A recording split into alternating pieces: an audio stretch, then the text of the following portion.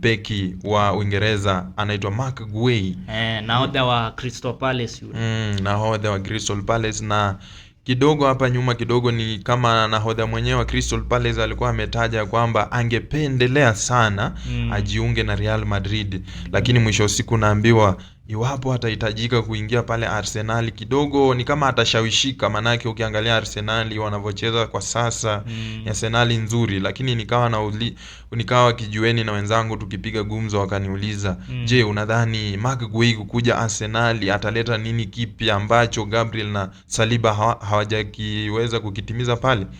Nikawa na mwenzangu ananiambia kwamba huyo Mark Guehi anaweza kucheza kama nadhani beki kushoto. Naam. Pia anaweza cheza kama beki kushoto na mwisho wa siku mambo yakawa ni sawa. Kumbuka ndio mwanzo tunajaja ndani ya Bedsitter FM na hii ni Bedsitter Sports ukiwa nami Emmanuel Omari pamoja na mwenzangu Erasmus Sporti. Mambo ni mengi sana ya kuangazia hapa na nadhani moja kwa moja tutakuwa tukiangazia zile mechi za AFCON. Mechi za AFCON ambazo zilichezwa hiyo jana. Kulikuwa na mechi ya Mali dhidi ya Senegali ambayo ilisakatwa mwendo wa saa 1. Kule Morocco nadhani ilikuwa ni saa 11. Lakini hapa Kenya East Africa wanasema ilikuwa ni saa 1 usiku. Mechi ambayo ule mchezaji wa Mali ambaye anaitwa Bissouma alionyeshwa kadi nyekundu baada ya nadhani kucheza madhambi, kisha pia baada ya kucheza madhambi anafanya kumfokea yule muamuzi. Nadhani referee akachukua sheria mkononi na kumuonyesha kadi nyekundu.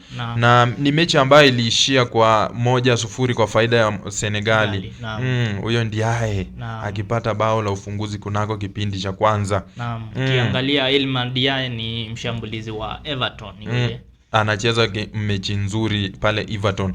Ukiangalia mechi nyingine ilikuwa ni Cameroon dhidi ya mwenyeji Morocco. Ilikuwa ni mechi ngumu kweli, lakini wanasema ilikuwa ni mechi ngumu kwa upande wa Cameroon, lakini kwa upande wa Morocco alishinda kivirahisi 2 kavu. Akiwa nyumbani. Wanasema siku zote Waswahili wakasema kwamba mcheza kwao hutuzwa. Na kama mcheza kwao hutuzwa, nadhani ile methali ilitumika kwa wale wachezaji wa Morocco. Manake walicheza vizuri sana.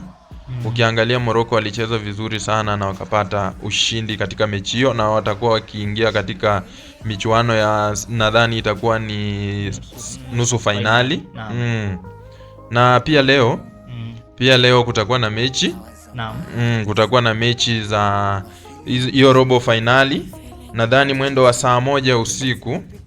Ni mechi zaidi ya mechi. Algeria dhidi ya Nigeria. Pia mechi nyingine saa 4 usiku itakuwa ni Ivory Coast dhidi ya Egypt. Mwanzo tupate kopo la maji. Tukirejea tunaangazia Algeria, Nigeria, Egypt, Ivory Coast.